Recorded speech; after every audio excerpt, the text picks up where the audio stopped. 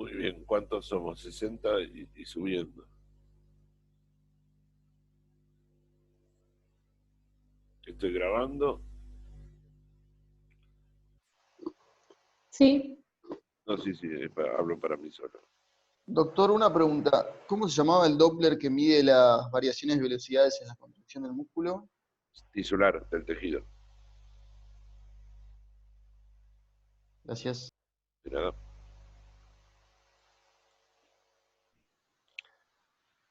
Y acá les decía que la aplicación del bidimensional, más o menos ya estamos todos, ¿no?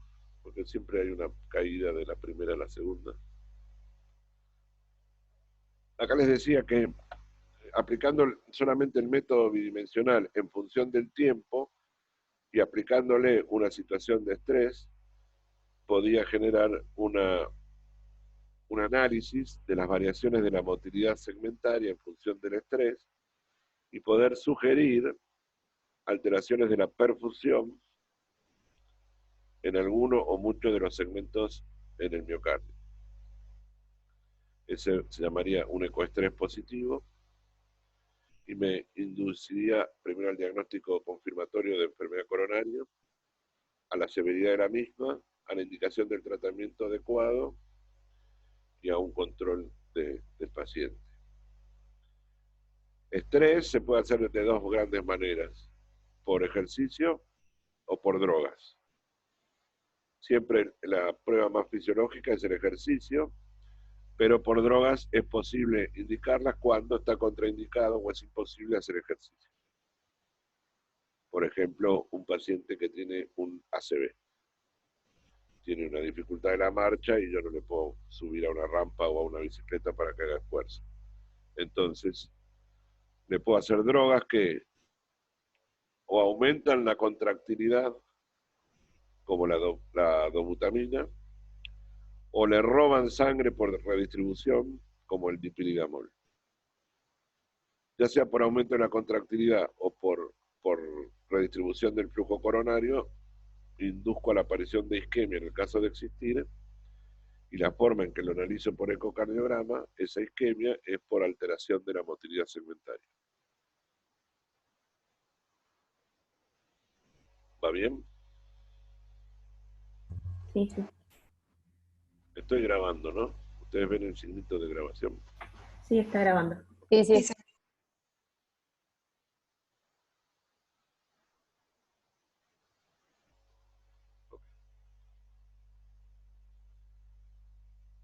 Muy bien. Esta es una vista de 4 cámaras que se llaman desde la punta, cavidad ventricular, cavidad auricular. Esto es un método que ahora voy a comentar. Y esta es la válvula mitral con una hermosa endocarditis.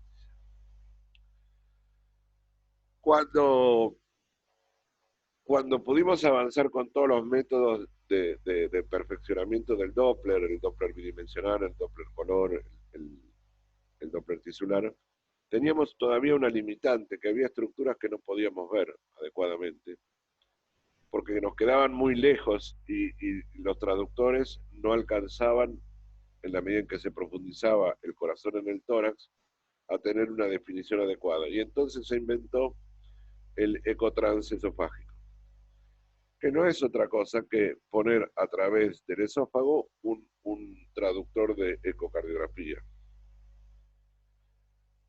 ¿Cuál es el sentido de ese traductor? Permitirme ver aquellas cosas que yo no hubiera podido ver por la distancia.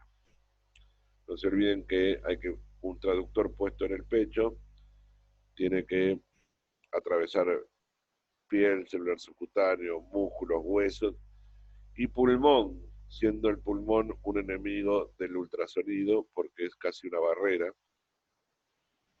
con lo cual nos teníamos que acercar muy poco a estructuras que quedaban muy lejos, por ejemplo la aurícula izquierda.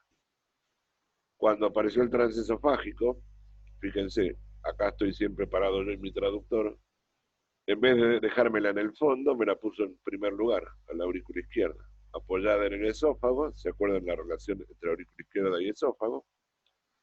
Tengo una distancia entre el traductor y la cavidad auricular izquierda de menos de 5 milímetros. Mientras que si lo hiciera desde el tórax, tendría una distancia mayor a 20 centímetros. Esto es lo que permitió, por ejemplo, evaluar si tenía coágulos la aurícula izquierda o no por ecocardiografía. Ver la orejuela izquierda y ver mucho mejor imágenes que antes me quedaban deslucidas o desdibujadas por incapacidad de discernimiento del traductor. Optimizando lo que se llama, ¿se acuerdan de microscopía? El poder de resolución. Esto es una endocarditis bacteriana de la válvula mitral vista desde tránsito fágico. Válvula aórtica. Estas son vistas de tránsito fágico. Esta es una imagen muy típica de disección aórtica. Esto es la aorta. Esto es la aorta.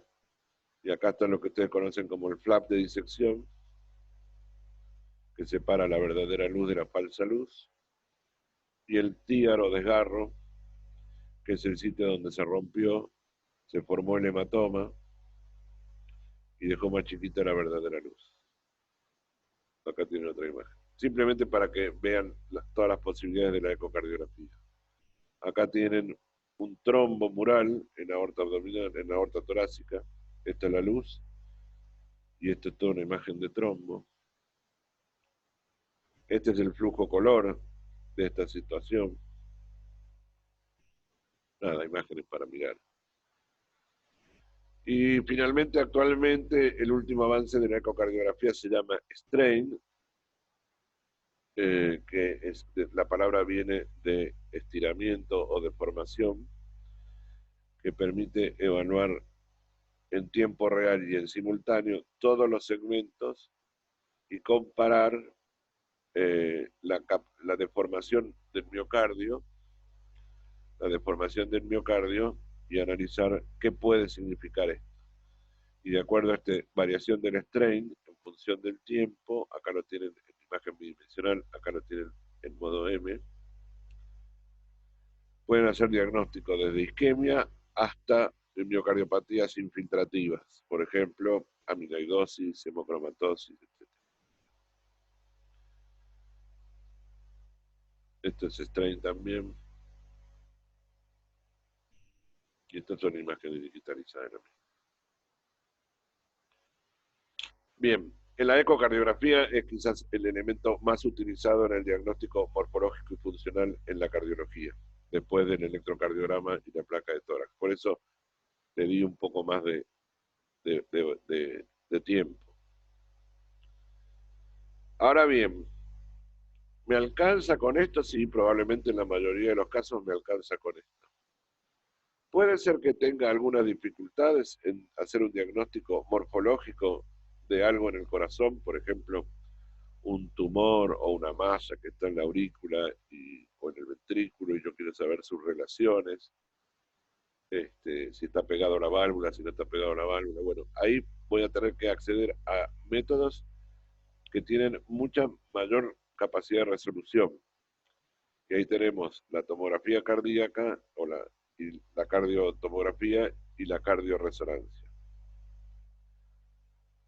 La cardiotomografía en general se acompaña de la inyección de contraste para permitir, 1, diferenciar estructuras y 2, evaluar si la masa, por ejemplo, que estoy estudiando tiene circulación o no tiene circulación. Enorme diferencia, por ejemplo, porque una masa que no tiene circulación lo más probable es que sea un coágulo, un trombo, y una masa que tiene circulación lo más probable es que sea un tumor. Y las conductas son diametralmente opuestas a continuación. En uno lo voy a anticoagular y en el otro lo voy a tener que operar. Pero bueno, por eso les digo, uno con la ecocardiografía ve, por ejemplo, una masa, tomemos el ejemplo de la masa, en la aurícula derecha. Diagnóstico diferencial, trombo o mixoma, lo más frecuente. ¿Qué será trombo, mixoma, trombo, mixoma? La ecocardiografía tiene muchos elementos para decidir, pero a veces quedan dudas y dice, bueno, vamos a hacer una cardiotomografía con contraste. Como les digo, se tiñe con el contraste, es un mixoma. No se tiñe, lo más probable es que sea un trombo. Ahora, puede pasar que esta imagen, aún con la cardiotomografía, no angiotomografía, sino con la cardiotomografía, no me sea suficiente o yo quisiera evaluar un poco más. Esto ya vamos a llegar acá. A ver si tengo algo. Estas son imágenes tomográficas del corazón y tengo estas imágenes que son de la resonancia. Yo quisiera agregarle algún dato más a la tomografía que no me alcanza. Me gustaría saber, supongamos que es un tumor, ¿qué tipo de tumor es? La tomografía en general no es capaz de diferenciar tejidos, mientras que la resonancia sí es capaz de diferenciar tejidos. Y me podría decir, mira, esto por lo que yo estoy viendo me parece más un infiltrado amiloidótico o esto me parece más una neoplasia cardíaca. Esa capacidad de diferenciar tejidos es muy propio de la resonancia magnética. También la resonancia me permite evaluar si lo que yo estoy viendo como un trastorno de la pared es un fenómeno isquémico actual o es un fenómeno cicatrizal o es un fenómeno inflamatorio. Digámoslo de otra manera, ¿es una angina inestable, es un infarto secuelar o es una miocarditis? Para eso también sirve la resonancia. La resonancia tiene sus ventajas y sus desventajas. Obviamente me permite un diagnóstico muy depurado de las cavidades, pero el costo es muy alto. La disponibilidad no es tan amplia como la de la ecocardiografía, por ejemplo.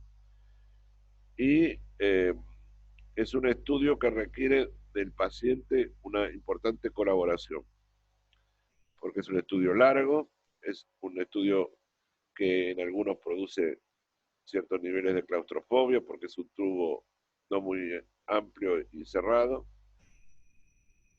que obliga además a que el paciente esté con una frecuencia cardíaca lo más baja posible dentro de lo normal para que no haya superposición de imágenes en la captura. ¿Alguno se hizo una resonancia alguna vez? Sí. Sí. Bueno, ¿les gustó meterse en el tubo? No. La mayoría del tiempo me la paso durmiendo, por suerte. Sí, yo también. Ah, bueno, es lo mejor que puede pasar, porque si abrís los ojos tenés muy cerca el tubo. A mí no me gusta. Pero bueno, ahora están abriendo los resonadores de arco abierto. Pero no sirven todavía para el corazón. Bueno, entonces, fíjense cómo venimos. Imágenes, radiografía de tórax, ecocardiografía, resonancia, perdón, ecocardiografía en todas sus variantes, tomografía y resonancia.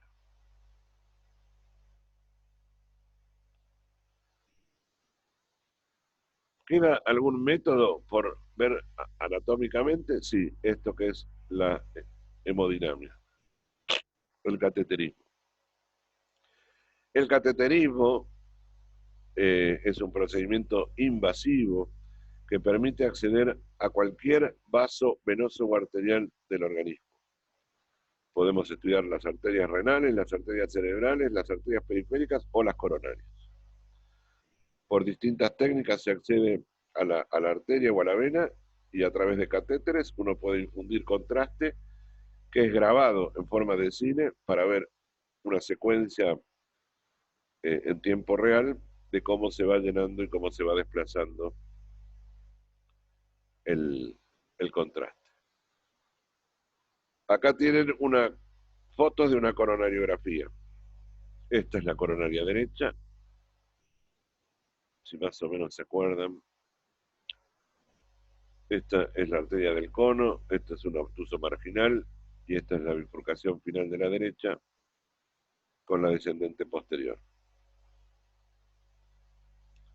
¿Se acuerdan de esto?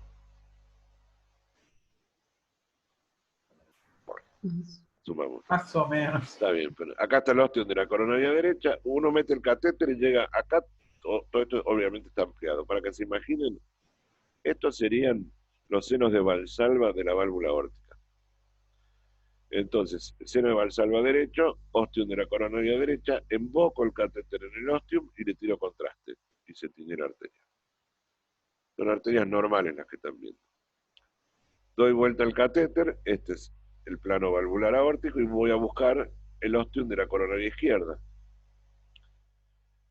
Lo emboco en el ostium y inyecto una sustancia de contraste que la miro en el cine y que tiene en el tronco de la coronaria izquierda y la bifurcación en al menos dos ramas, la descendente anterior y la circunfleja. La descendente anterior con imágenes típicas, como son estas, que son las septales, son las que irrigan todo el septum anterior, sus colaterales, que son diagonales. Acá hay un ramo intermedio que aparece con cierta frecuencia entre la circunfleja y la descendente anterior, y la circunfleja en general mucho más chica que la descendente anterior, con sus colaterales o lateroventriculares. Pero bueno, esto es un recuerdo de la anatomía coronaria, que es el primer paso para hacer diagnóstico por angiografía de una lesión coronaria. Si yo tengo claro esto, cuando mire una película, de pronto voy a ver que se tiñe la arteria coronaria hasta acá. Y después no hay nada. Esto es una oclusión completa de la coronaria derecha. En el contexto de un paciente con ANGOR de reciente comienzo en clase funcional 4, un electrocardiograma con supra en nivel de D2, D3 y ABF, y si fui rápido, una ecocardiografía que muestra alteraciones de los segmentos inferiores, si yo tengo tapada esta arteria, estoy frente a un infarto agudo de miocardio o síndrome coronario agudo con supraesnivel del ST y tengo que hacer la angioplastia. Comienza clase en tu comisión. Ok. Eduardo hizo una pregunta. Sí, estos nódulos. ¿Estos nódulos decís vos, Eduardo? Sí. No, no son nódulos. En realidad es una superposición.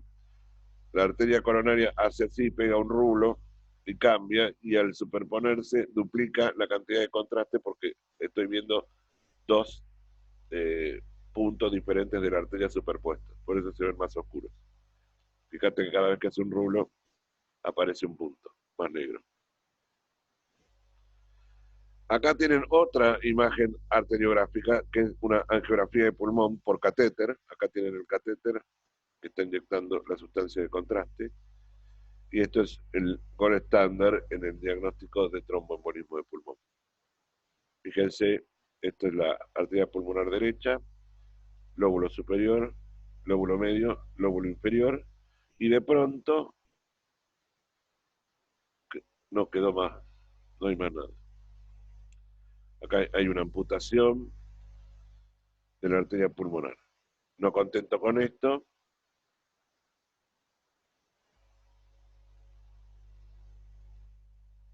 ¿qué habré hecho?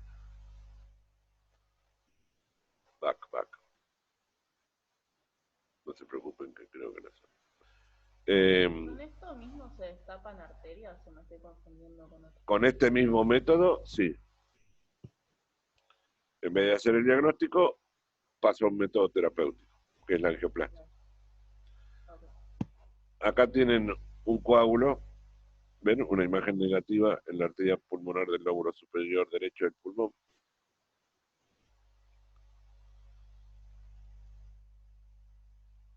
Se van todos.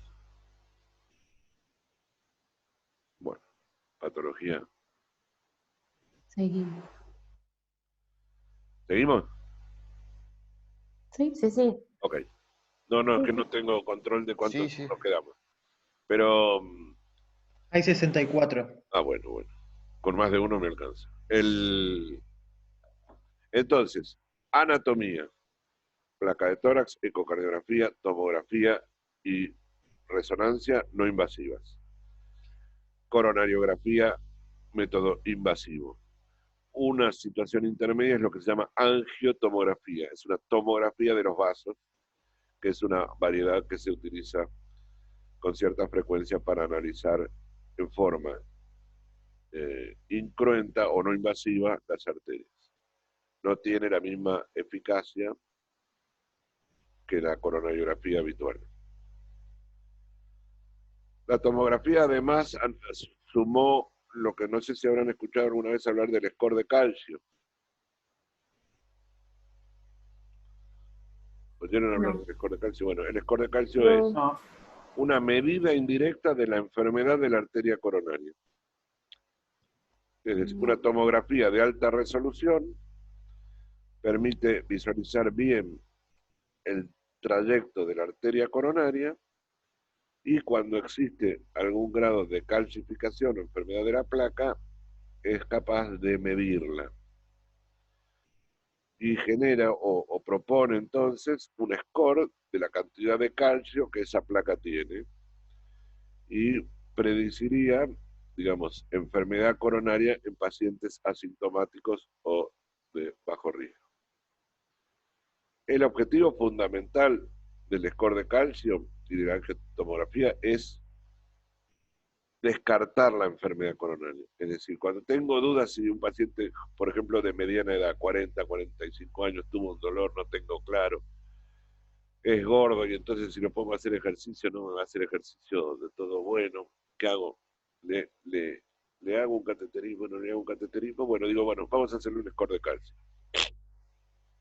Porque lo que yo quiero intentar es descartar la enfermedad coronaria. Entonces yo espero que el médico me diga no tiene calcio, por lo tanto no tiene enfermedad coronaria, el gordo tiene cualquier otra cosa. Pero si me llega a decir tiene calcio y la cosa se pone espesa y no es tan directa la relación entre cantidad de calcio y enfermedad coronaria. ¿Se entiende? Es un comentario, pero lo van a ver cada vez más seguido. Bueno. Entonces, ¿el score de calcio y la angiografía permiten descartar el score de calcio? O sea, ¿permite realizar el score de calcio? La angiotomografía permite... Ah, ok. Listo, gracias.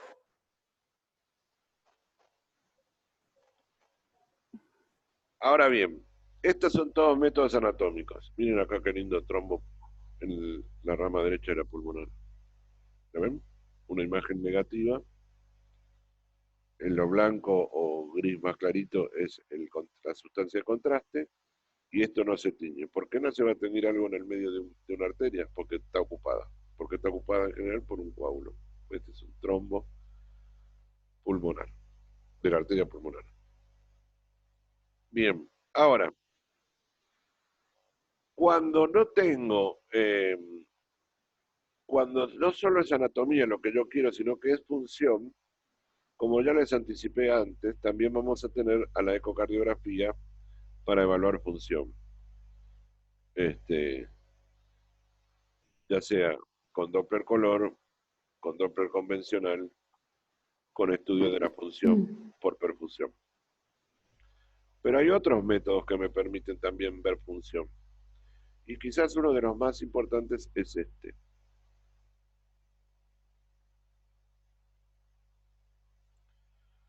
Son los estudios de perfusión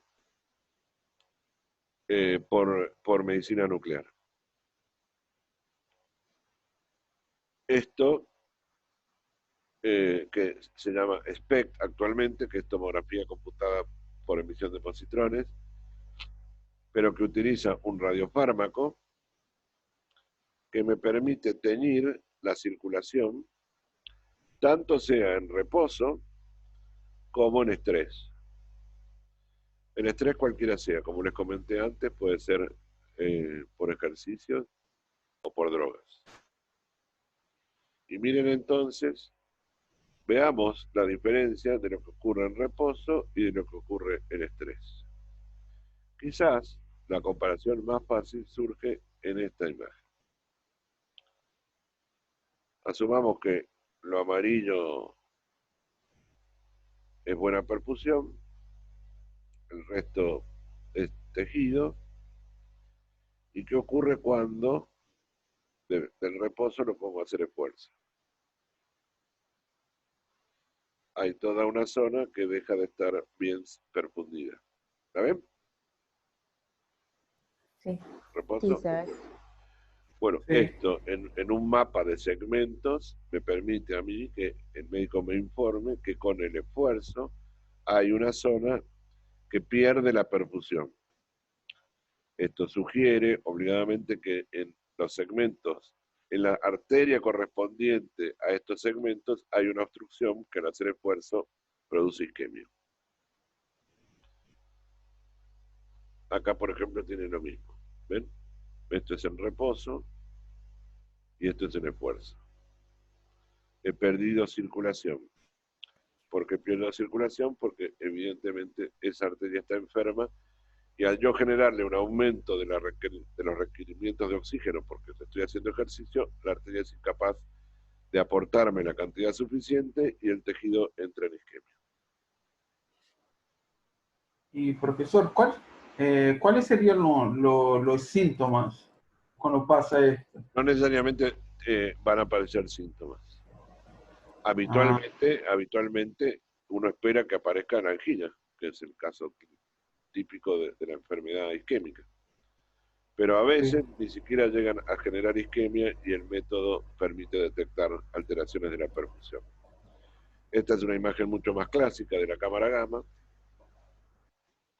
utilizando un radiotrazador que en general antes era el talio, ahora es pirofosfato de tecnecio de una forma particular que se llama cetamibia.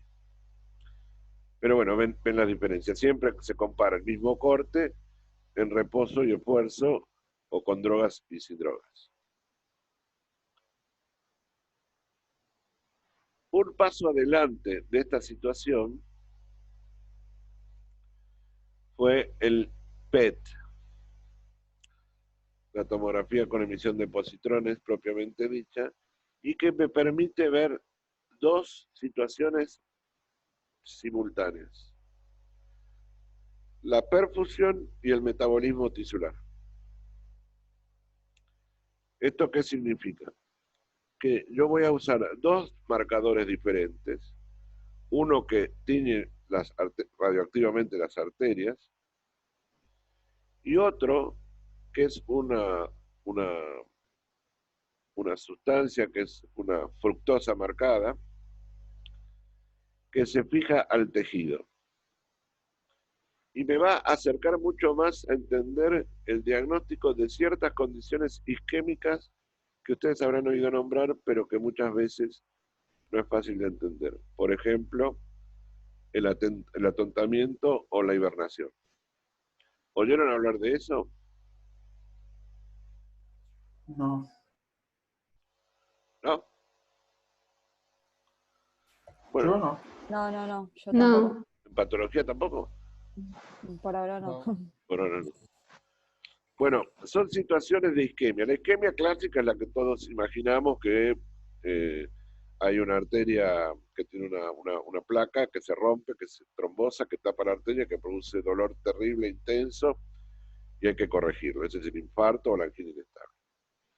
Pero hay situaciones de isquemia no directamente relacionado al fenómeno de oclusión de la arteria, sino que son situaciones de crónica hipoperfusión. Arterias muy ocluidas, que en general se acostumbran, se adaptan a la isquemia, se adaptan a la hipoxia y entonces no generan angina. Y entonces, ¿qué ocurre? Si hiciéramos solamente una cámara gamma convencional, veríamos que, por ejemplo, en un segmento no se tiñe. Y yo diría acá, bueno, si en reposo no se tiñe, este paciente tiene una necrosis. Si solo en esfuerzo no se tiñese, diría, bueno, en reposo está bien, pero en esfuerzo tiene una isquemia. Pero resulta que a veces vemos zonas que parecen estar bien perfundidas, pero cuando analizamos el movimiento no se mueven bien.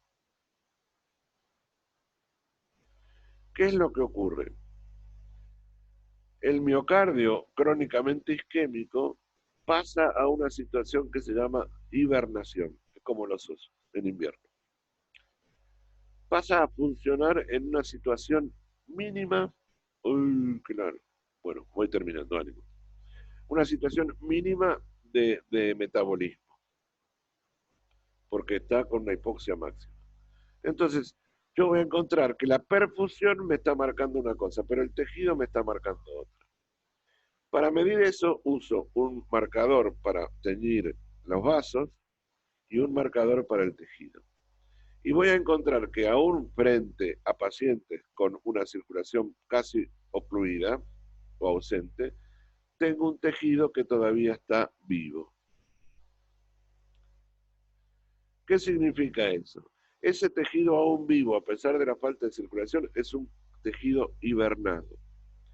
¿Qué me va a permitir un concepto como este de la hibernación? Y bueno, me va a permitir pensar, por ejemplo, que en algún momento dado, si yo le revascularizo, es decir, le vuelvo a poner sangre a esa arteria, por lo que sea, por angioplastia o por cirugía, ese tejido no está muerto.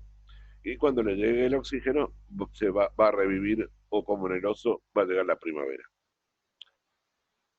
Como ven, digamos, las posibilidades de evaluación del corazón son enormes, y no estoy entrando, porque igual lo van a ver después, en algunos métodos, por ejemplo, todos los electrofisiológicos, desde el Holter en su forma más simple hasta los estudios de electrofisiología que ya ahora permiten una ecocardiografía intracavitaria y la ablación por catéter de las arritmias. A mí me parece que, no quiero alargarles más el tiempo, rápidamente esto es lo primero que yo voy a pensar siempre. ¿Qué quiero ver? ¿Quiero ver anatomía o quiero ver función? ¿Cuál es el método más accesible que tengo? Tal. ¿Qué posibilidades de interpretación tengo? Estas. ¿Qué posibilidad de que el método me dé la información que yo quiero? Esta. ¿Qué factibilidad de acceso al método tengo? Porque no tiene sentido que discutamos sobre un PET, una emisión de positrones, si lo más cerca que tengo es un radiógrafo. Entonces todo va a depender del momento en que la situación del paciente, los métodos que tengamos y los elementos que quiero evaluar.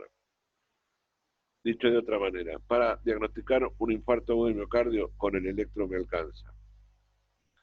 Para diagnosticar una amiloidosis transtirretina, que es la última variedad de amiloidosis descripta, necesito la resonancia. Para hablar de una isquemia, con una cámara gamma me sobra.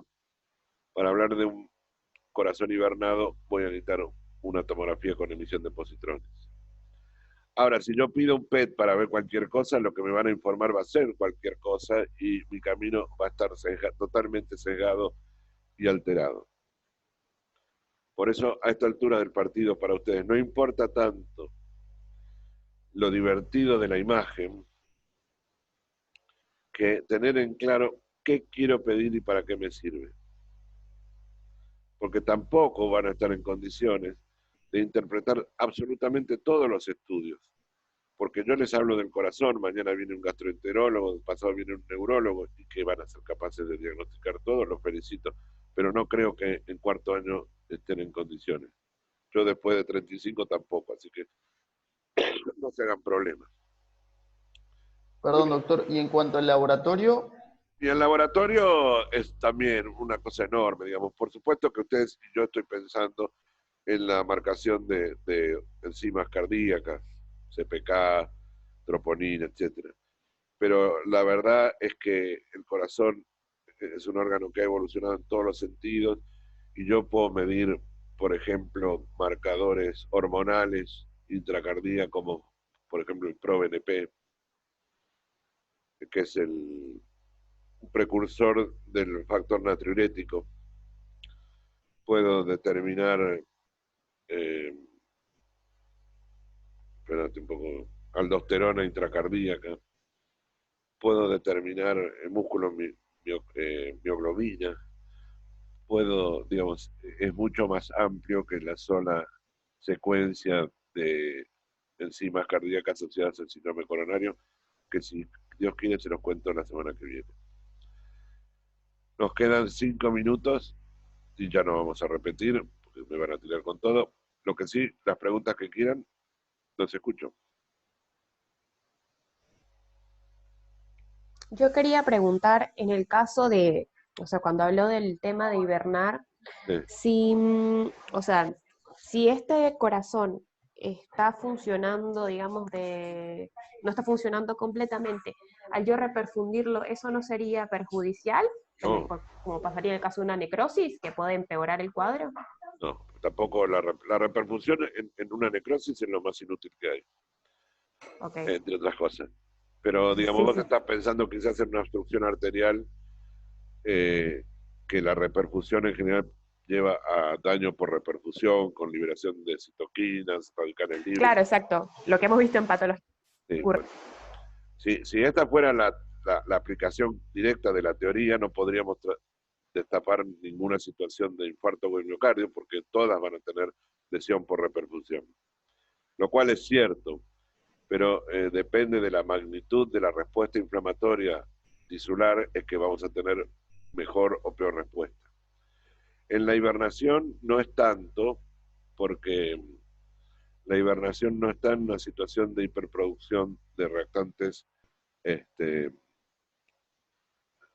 reactantes de inflamación y liberación de radicales. Es una respuesta Ok, mucho más lenta, no pasa nada.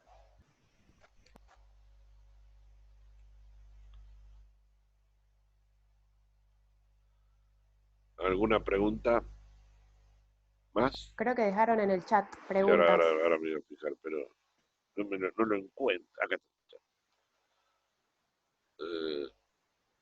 Problemas en la visión después de ejercicio también puede estar relacionado con el corazón.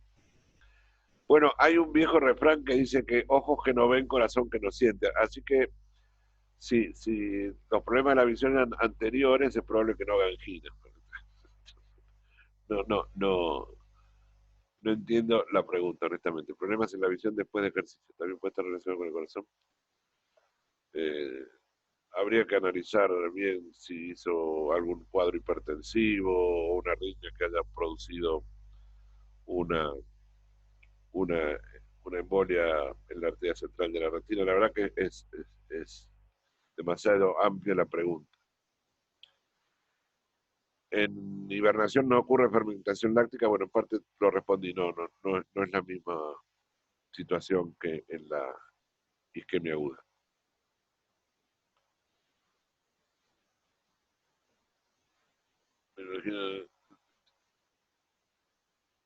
¿Cuándo y por qué se solicita el estudio del PET? Cuando yo tengo que necesitar.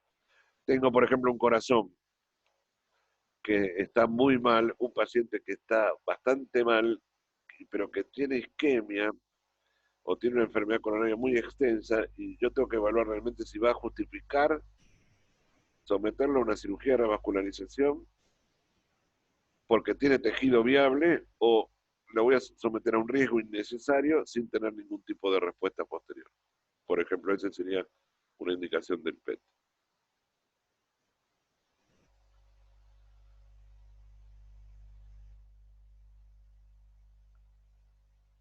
De nada. ¿Algo más? Bueno, estoy disponible para lo que necesiten. No estoy en la sexta cátedra, pero con gusto colaboro en lo que sea. Tienen algunos baluartes como el doctor Murúa a la cabeza. Y nos veremos la semana que viene con síndrome coronario agudo por esta misma modalidad, salvo que pueda armar el MIT. Muchas gracias, profesor. Gracias. Muchas gracias. Gracias. Gracias. Hasta luego. Gracias. Hasta luego. Muchas gracias. Chao, gracias.